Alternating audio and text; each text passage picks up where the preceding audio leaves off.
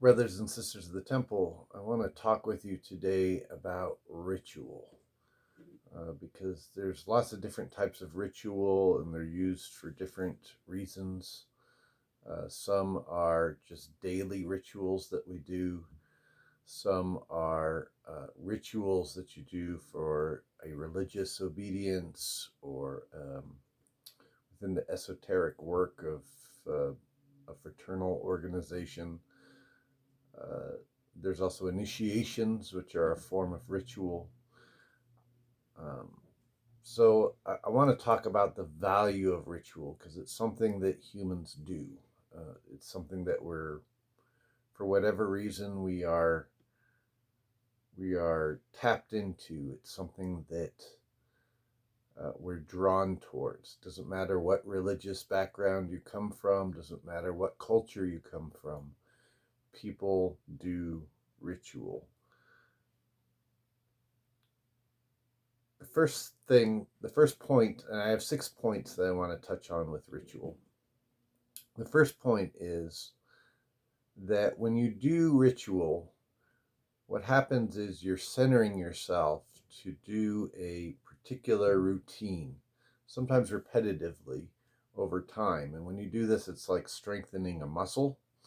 Uh, at first, when you go to lift weights, uh, it can be really hard to do. But if you keep doing that, after a period of time, you build up the muscle strength and the muscle memory, and then it just becomes very easy to do with that weight, and you can move up to uh, more weights that are, will build your muscles more.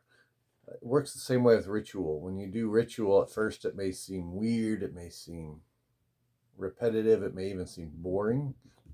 But as you keep doing it, it centers your consciousness.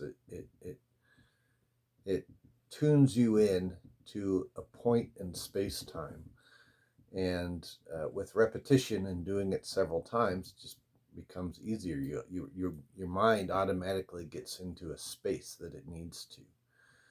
But even beyond this, most ritual is designed to lock you into a particular way um, of attuning with the moment, but it's also designed with continual use and continual um, repetition. It can actually break down your objective awareness. So something else, the deeper part of you, the part of your soul that's usually buried all the time in the craziness of life and the distractions of life and the superfluities of life, uh, the deeper part of you can percolate up beyond all that stuff. The real soul impulses can come up through all that. So, for example, the a good example of this is with prayer beads. Most religious traditions have prayer beads. So, whether you're Catholic, you're Eastern Orthodox, you're Gnostic, you're Buddhist, you're Hindu, you're Muslim, uh, almost all of these traditions have prayer beads. And what happens is while you're doing a prayer bead, some of them, depending on your religious tradition, they may have a different number of prayer beads. Like in Islamic, prayer beads have 99 prayer beads, whereas in Buddhism and Hinduism, it's 108 prayer beads.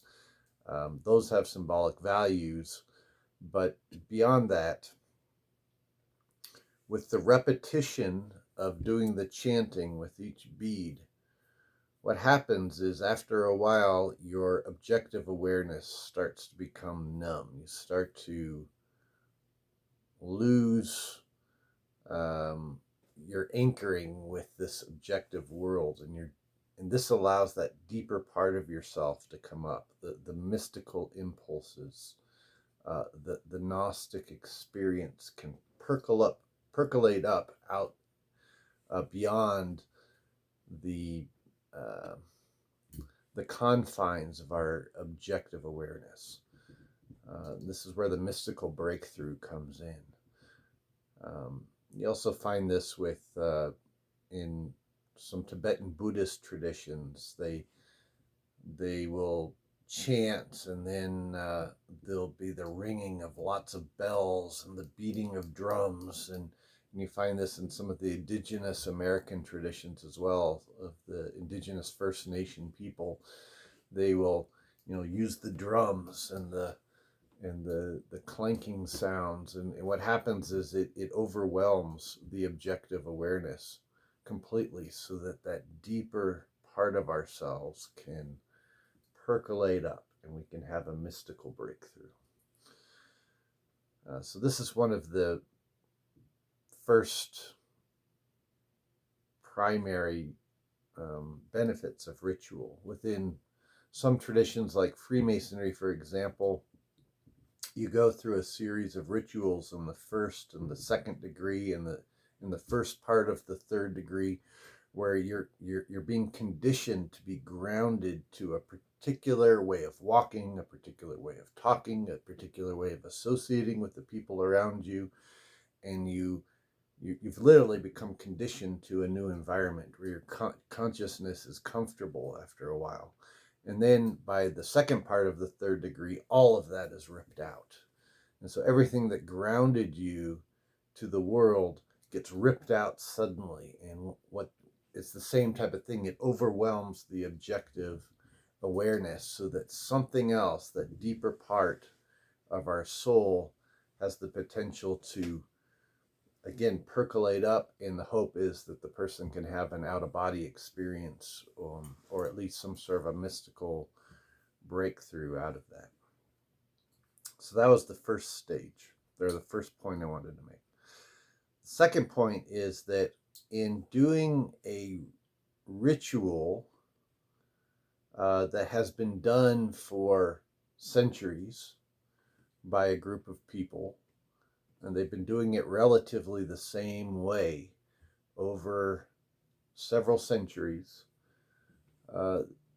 when you become a part of that tradition and you start to practice that, whether it be by being initiated into it, or whether it be from just engaging in the practice that everyone else is doing within that tradition, or that observance, that obedience, you tap into the collective consciousness and the collective memory of that group. And in some instances, if in a previous life you were a practitioner of that observance, by now engaging in it again, what it does is it immediately locks you in with your previous life and the work that you were doing in a previous life. And what this can do is it can actually start to generate memories from your previous life. So it's a good way to trigger memories, reincarnation memories from previous lives, that you were engaging in the same practice, because it's familiar to you. It's familiar to your soul. Your soul knows that because you've done it before. And so doing it again just taps you back into that. Rituals can also be a way to preserve information. This is the third point I want to make. Sometimes there's important teachings that can be passed on within an initiation ritual, so that it can be preserved. In some particularly esoteric orders, they pass on information in their initiations in such a way that even if the person initiating, even if the initiator doesn't understand what he's passing on or she's passing on to the person being initiated, the person who's being initiated, just by being open to the experience of that ritual and that initiation, and just by meditating on what they went through afterwards and researching what they went through afterwards, can come to their own realizations where certain important truths are preserved. Uh, it's been said that ritual is to people what instinct is to animals. So by going through this process, you can actually you can learn new things, but more importantly, certain things can be preserved. Um, a good example is some esoteric traditions like Freemasonry, for example, particularly within the second degree of Freemasonry, they preserve certain ideas which are pretty much the seeds for rebuilding civilization should civilization collapse and all social order were to collapse through cataclysm or war or um, some great tragedy. Preserved, if just by paying attention to the ritual and memorizing the important things you're supposed to memorize from the ritual, you have the seeds, the blueprint, if you will, to rebuild civilization and to rebuild social order after something like that. So ritual can be a way to preserve information. It can be a way of preserving history. Many different Rosicrucian traditions, they have their rituals particularly focus on. They have lectures in them that preserve esoteric knowledge or that preserve esoteric history of one kind or another. So rituals have a way of doing this. The fourth point I want to make is that ritual can serve as a moral reminder and a signpost that can be used to keep one's focus aligned with their higher ideals.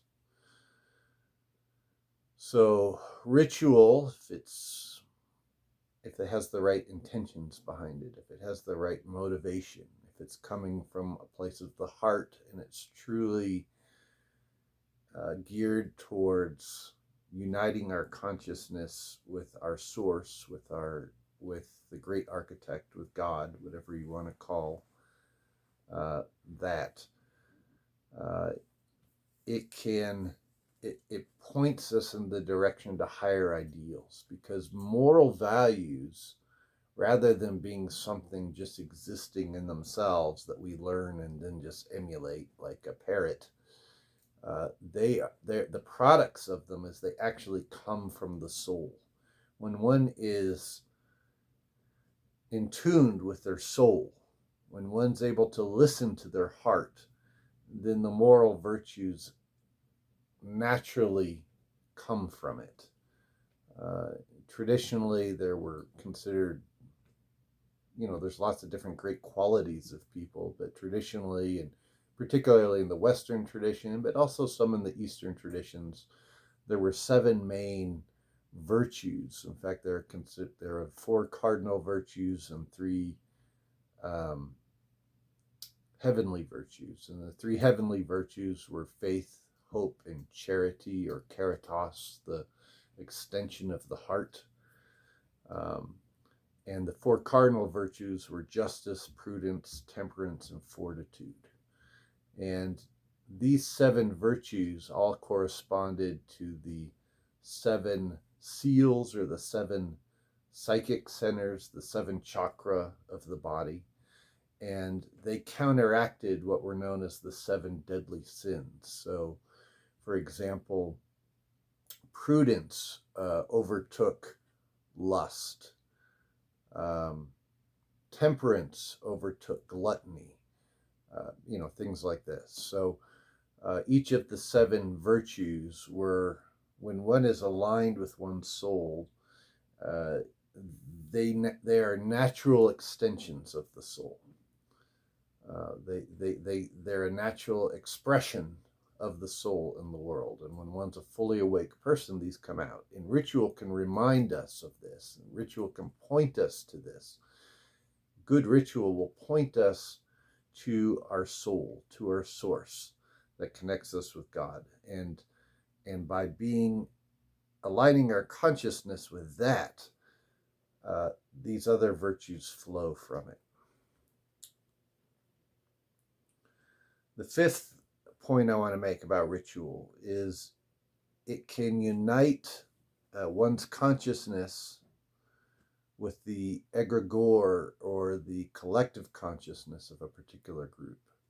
The word egregore just means watcher in Greek, but it has come to mean the watching of a particular group, and it has come to mean the collective consciousness of a group. So when we do the ritual of a particular group, it actually helps to anchor our consciousness in with the other people within that group who are practicing that group, not only who are alive today, but the other people who have been involved in that tradition in centuries past. So if I want to, have a better understanding of what George Washington was thinking, for example, by being initiated into a ritual experience that George Washington himself was initiated into, it has the ability to unite my consciousness with his consciousness across time and space, and so it's easier for me to attune with him, and you can pull from that experience in your life in the world. So now, unfortunately, there is what would be referred to as a dark or black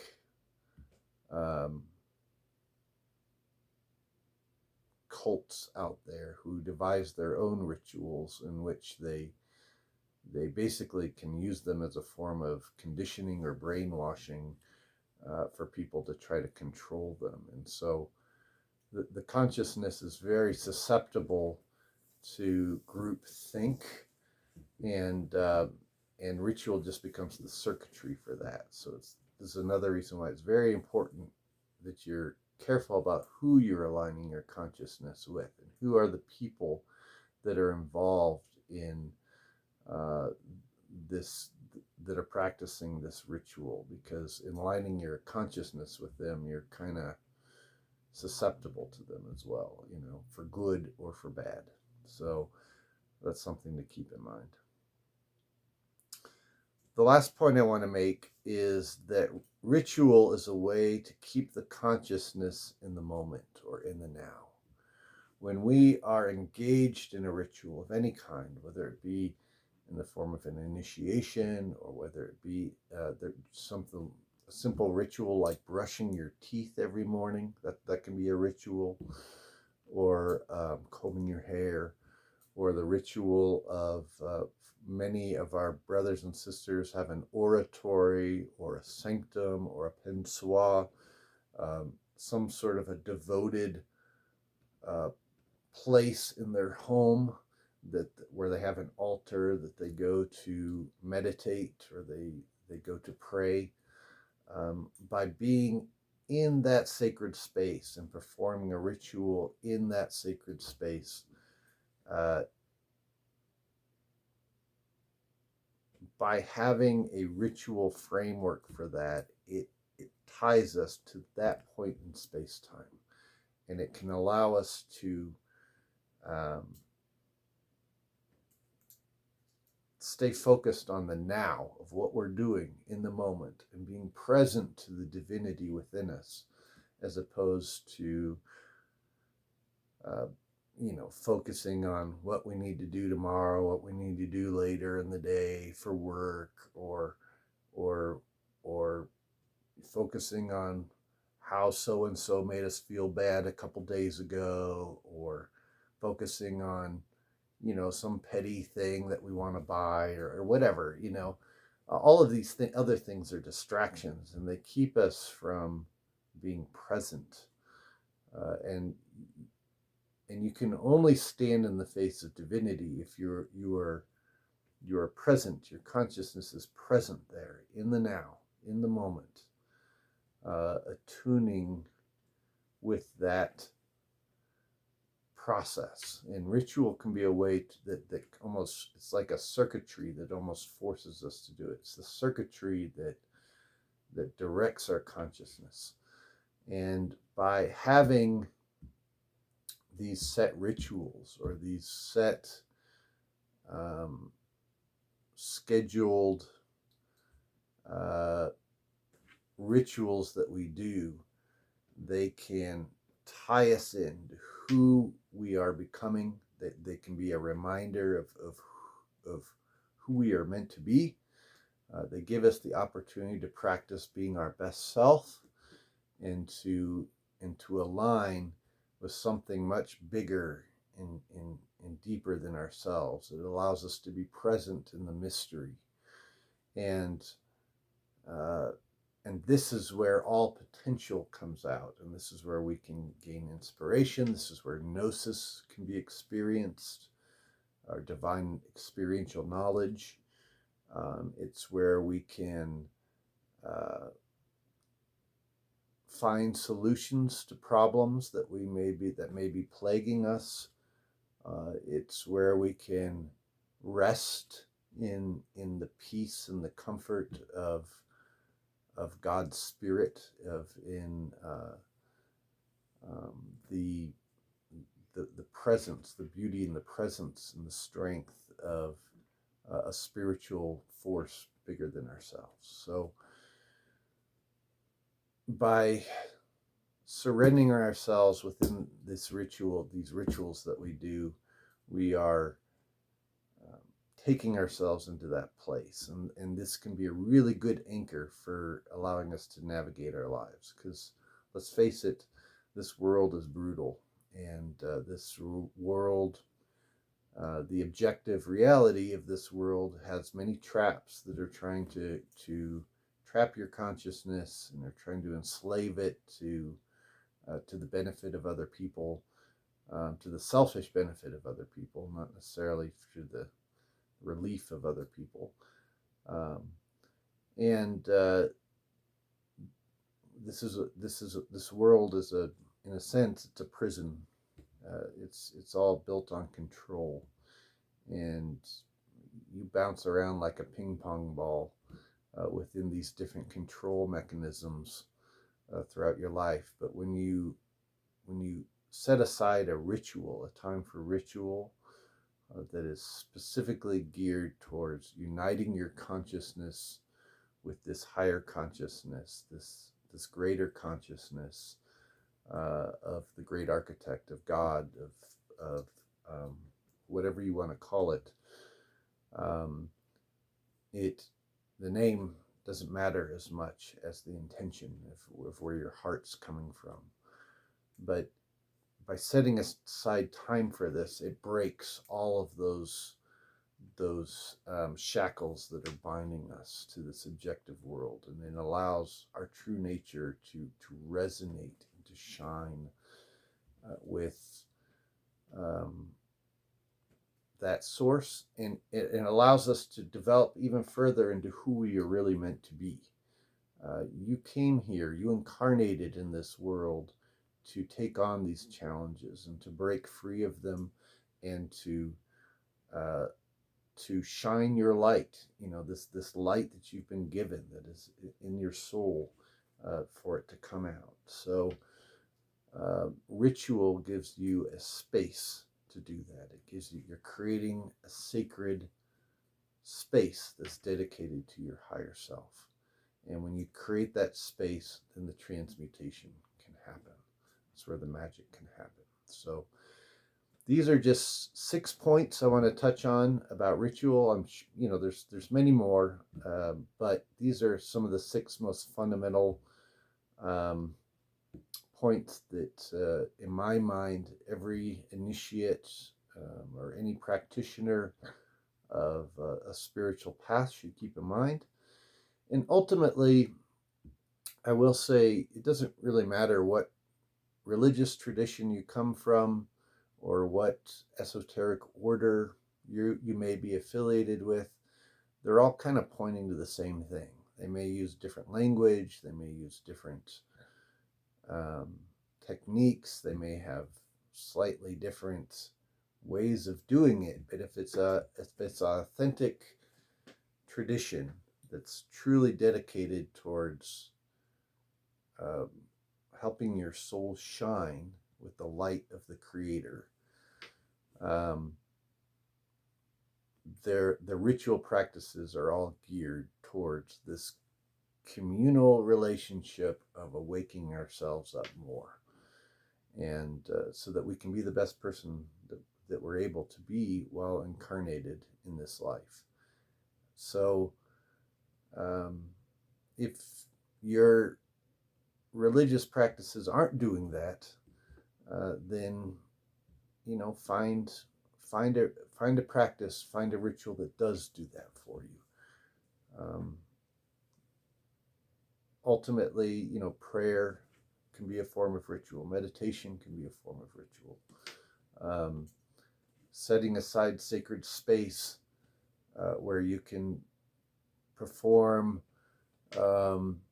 ceremony, or you can perform uh, ritualized devotion. This is all can all be ritual, and it all can all get our consciousness to that point that we're meant to go to. And the more we can go there, when the more we practice going there, the easier it becomes for our consciousness to get there.